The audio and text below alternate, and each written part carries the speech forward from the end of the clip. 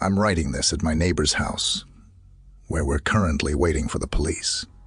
I suppose I'll tell them the same thing I told Jack when I came banging on his door this morning. I can't exactly tell them the truth. They wouldn't believe a word of it, and I can't say I'd blame them. I'm not sure why I'm even telling you, except you may be the only people who would believe me. And I have to tell someone, or I think I'll lose my damn mind. For context, my house sits on a good amount of land that sits next to a large open field to the left of it. There's a few acres of trees beyond the field. A small forest, as my wife likes to say. Our closest neighbor, Jack, lives about 1.5 miles down the road, so we pretty much have the space all to ourselves. Our own little pocket of paradise, beautiful and safe. Well, that's how I used to think of it. Now I don't feel safe here. Not at all. It's tainted to me now, and I don't know what to do. I've never seen anything like this before. If anyone reading this has ever been in a similar situation, or possibly knows what it could be, and most importantly, what I can do, please reach out. Last spring, Michelle, my wife, thought it would be a good idea to get one of those doorbell cameras. We'd had some things go missing, as well as some minor destruction on our property. Nothing too serious. Just a few broken flower pots and some missing lawn ornaments. I tried to tell her it was probably some teenagers from town just finding something exciting to do, but she wouldn't hear of it. She didn't care about the flower pots or lawn ornaments that much, but she didn't want the situation to escalate into a home invasion. I thought that was a little dramatic, but I knew when to keep my mouth shut. So we bought the camera, and I installed it the same day, right up by our porch lights so that we could get a view of the front door and as much of the front of our property in the shot as possible. After 2 days, we finally solved the mystery of the missing lawn decor. You probably already figured it out. If you guessed 2 raccoons, you'd be dead on. It was kinda hilarious watching them scooping up my wife's solar garden lights and carrying them off on 2 legs. Watching them running away with those bright blue bulbs in their hands like 2 little burglars was pretty funny. They even looked the part with those masks. Even Michelle couldn't keep a straight face. I wondered what they were doing with all the stolen goods. Maybe sprucing up their digs out in the forest.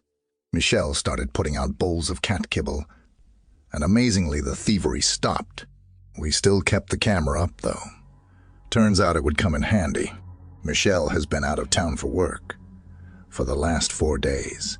She was supposed to be home last night around dinner, but called to tell me the plane had been delayed and she wouldn't be home until 4 or later.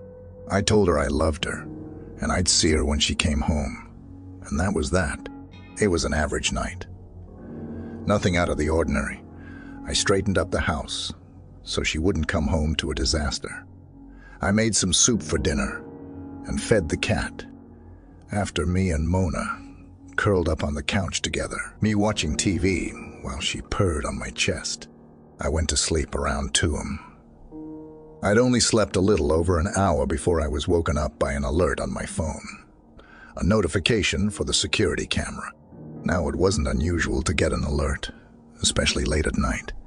It was always some little critter, a fox or raccoon, but I grabbed my phone off my nightstand to check anyway.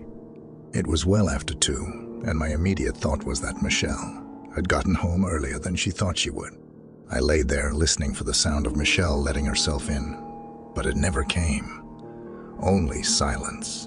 I groaned, figuring she'd forgotten her keys.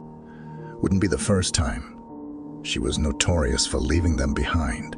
Probably forgot them at the hotel or airport. I didn't jump right up to check though, as I still hadn't heard her knock. So I opened the app and pulled up the live feed. Michelle was standing on the front porch, just staring at the door. I sat up, about to go, let her in, when something stopped me. It was her face. She was smiling, not just any smile, but one that I'd never seen before. A weird, thin-lipped grin that stretched the width of her face, like someone trying to show off all of their teeth. She stayed that way for a long moment, like a creepy mannequin. After a minute, her lips slowly puckered out into a pout, as though she were an upset toddler. She held that expression for a minute. Then her lips dropped downwards, and a deep-set frown etched across her forehead. I sat there in bed, staring at my wife, practicing different facial expressions, as if she were brand new at such a concept. It was bizarre and a little unsettling. She continued to go through each movement, seeming to take her time with each one. Smile, pout, frown, repeat. After watching her for nearly 15 minutes, I finally recovered from my shock and confusion and pressed the intercom. "Babe, what on earth are you doing?" I said. Her head snapped towards the camera, looking up at it with wide eyes. It was as if she had forgotten the camera was even there. Her mouth was partially hanging open on one side, caught between a smile and a frown. She didn't answer me, only continued to stare, her face frozen in that disturbing look. I waited for a long moment, unsure how to proceed. The longer I watched her, the more I realized just how strange she looked. I didn't notice at first, being half asleep. But now that I was wide awake, it was so obvious that I wondered how I could have not noticed immediately. For starters, she seemed much taller. The top of her head came to just over the little rod we used to hang our different holiday flags, the one I have to stand on my tiptoes to be able to reach. That wasn't the only odd thing about her. Her arms were much too long, hanging down past her knees. Even her face was different. It resembled her, enough that it wasn't instantly noticeable. But when I really looked, I could see that her face seemed more narrow, as if it had been stretched from the top of her head to her jaw. And the skin looked too tight, as if it were 2 sizes too small, the bones underneath pushing hard against the flesh. I was beginning to panic at that point. I didn't know if she'd been in some horrible accident or what, but I knew something was very wrong with her. "Honey, are you hurt?" I asked, my voice shaking. In response to my question, Michelle stomped her foot down on the porch, hard, shaking her head. Before I could say anything else, she reached out and took hold of the doorknob and jiggled it fiercely. I was instantly filled with dread at the mere thought of her getting in.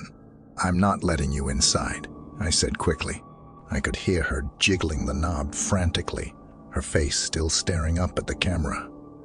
She finally let go after a few minutes and made a sound almost like laughing. The sound of it made my skin crawl. "I'm home," she said. Her voice, like her face, was similar, but not a complete match. It went from nasally to almost baby, like, "I'm home. Open the door." I almost closed the app and called 911 right then and there.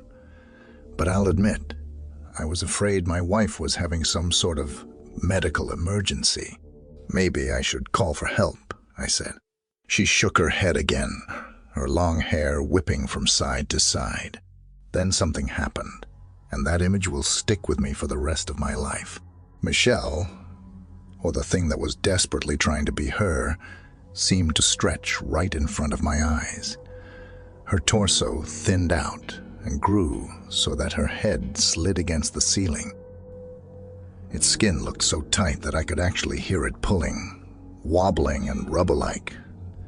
It had obvious trouble staying on 2 feet, but it managed. It tried to close its mouth, but it couldn't do it completely, and its jaw just sort of hung there against its chest. "I'm calling the police," I shouted, fear overwhelming me. The moment the words left my mouth, her face twisted in a look of pure hatred. It was like I could feel it radiating through the screen. I'd never seen such hate and rage in my life. certainly not on my wife's face. Quick as a flash, she dropped down onto the porch and crawled down the steps and onto the lawn. I watched in horror as she crawled towards the field, her long arms bent at sickening angles. She reached the edge of the field and disappeared in the tall grass. I sat watching the screen, my heart racing. I was too afraid to look away, even for a moment. After an hour without seeing her again, I finally felt safe enough to set the phone down and try to sleep. I thought about calling my wife, but part of me was too scared I'd hear that poor imitation on the other end. I fell into a restless sleep sometime later.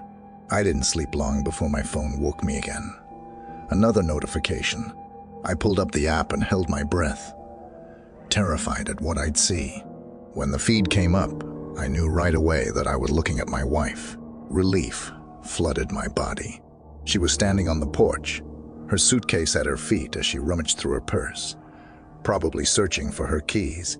"Lost your keys again," I said, pressing the intercom. She jumped at the sound of my voice, almost dropping her purse. "You're up," she said, smiling. "Looks like I have lost my keys." "Mind letting me in?" she said, batting her eyes up at the camera. I couldn't help but smile. She always had a way of making me feel completely at ease, even after witnessing a nightmare just hours prior. "I suppose I wouldn't be a very good husband if I let you sleep on the porch all night," I teased. She grinned up at me and I told her to hang on. I sat up and slipped on my slippers and got to my feet. That's when I caught some movement on the screen. Far off in the field, a head rose up from the grass, standing tall on a neck, much too long to come from anything human. A whimper escaped my lips, and I nearly dropped my phone. I was glued to the floor, unable to look away from that thing, watching my house. The head bobbed slightly. Then the body rose upwards to meet the head, like a slinky, sliding back in position. It stood in the field, watching. Then, to my terror, it began shuffling quickly towards the house on jerky legs. I couldn't help but scream. It was coming for my wife, and it was coming fast, even with its unstable gait. I ran down the hall, dropping my phone in the process, skipping steps as I raced down them. I lost my footing when I hit the bottom and skidded across the front hall, colliding into the front door. I was screaming incoherently, fumbling with the locks. I could hear my wife's concerned voice, asking me what was wrong. Then, just as I was working to flip the deadbolt, I heard her scream. This time, in pure fear, I finally managed to flip the deadbolt and rip the door open, taking a handful of her jacket and yanking her inside, locking the door behind her. I leaned against the door, panting hard.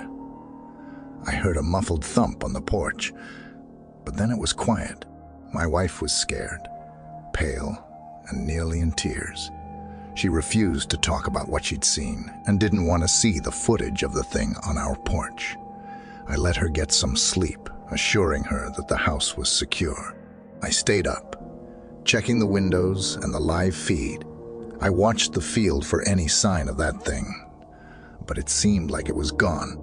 Soon after Michelle went to sleep, I decided to look at the video to see if I could tell where it went off to. I was scared to see it again. Maybe that's why I waited. I pulled up the video and watched that thing shambling across the field towards my house, its long arms outstretched and a look of longing on its face. Its smile was terrible, the closer it got. I saw my wife on the screen, growing worried as she heard me screaming through the house, totally unaware of the danger she was in, of the thing that was just mere feet behind her. I could barely make it through the entire video, watching it get closer and closer and closer. Just as it reached the porch, I could hear myself trying to unlock the door, but seconds before I pulled it open, Those long arms reached out, gripping my wife by her shoulders and ripping her backwards off the porch, my wife able to scream only once. I didn't see what it did with her, but I did see it step up onto the porch, positioning itself in front of the door, its limbs adjusting to a more human appearance. Just before my hand shot out to pull it inside, that thing grinned up at the camera, its lips stretched impossibly wide. For a moment, I almost didn't believe it. It was as if my brain wouldn't allow it. But as I stood in the hallway, attempting to process what I'd seen and what that meant, I heard the unmistakable sound of something shuffling up behind me. I ran then. I didn't look behind me. I didn't want to see what I knew I would see. Something eerily similar to my wife, with gangly limbs and skin, stretched taut over sharp bones. I knew if I looked back, my mind would snap and I'd never recover. I ran faster than I ever have, tearing off out of the house and down the road, too terrified to look back even once. Sure, I'd see those long arms desperately reaching for me. I made it to my neighbor's house and pounded on the door. I told him that there was an intruder. I didn't know what else to say. He'd never believed the truth. We went back to my house, armed with Jack's rifle. But of course, the house was empty. We couldn't find Michelle either. All we found were what looked like drag marks through my lawn, running right through the field. I didn't have to look at the video to know what made those tracks. We searched the field and the woods, but didn't find much other than some strands of hair that looked an awful lot like Michelle's. The hair was high up on a branch, in a tree that would be extremely difficult to climb. Jack said it must have been a bird that had done it. Flew the hair up there for nesting material. I guess he didn't see the blood splatter along the trunk. We eventually went back to Jack's place and called the police. Jack thought it best. I agreed, but I know it won't make much of a difference. Michelle is long gone by now. I just hope she didn't suffer the guilt I feel for not saving her. For not knowing that thing wasn't my wife is so profound it aches to breathe. I deleted the videos. I couldn't bear to watch them again. I think my mind would have broke completely if I had. The police are here, finally done with their search of the woods. I guess I'll have to go through the motions. It's not like I have any other choice. Not unless I want to spend the rest of my days in a padded room, although considering the alternative, it's not a bad idea. If you have any experience with this, or have any clue what I should do, it comes back. Please, let me know. I have a strong suspicion that it will be back, and God knows who it'll look like then, because Jack's been acting a bit jittery ever since we came back from the woods, and it may just be my imagination, brought on by stress and grief. But Jack's skin seems to be stretched a little too thin.